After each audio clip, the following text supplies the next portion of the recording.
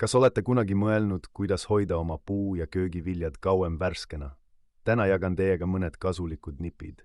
Maasikate värskena hoidmiseks asetage need õhukindlasse konteinerisse, kasutades paberrätikuid kihtide vahel niiskuse imamiseks. Reguleerige oma külmkapi sahtlite niiskustaset, kõrge niiskus lehtköögiviljadele ja madalam niiskus puuviljadele.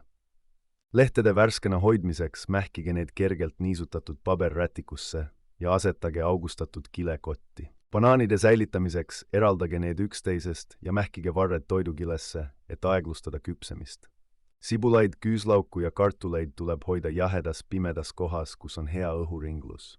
Õunad eraldage teistest puu- ja köögiviljadest, kuna need eritavad etüleeni, mis kiirendab teiste toodete valmimist. Värsked ürdid püsivad kauem värskena, kui hoida neid veega täidetud klaasides nagu lilli, kaetuna õhukese kilekotiga. Õige säilitamise korral võivad teie puu- ja köögiviljad püsida värskena kuni 2 korda kauem. Nende lihtsate nippide järgimine aitab vähendada toidu raiskamist ja hoiab teie toiduained kauem värskena.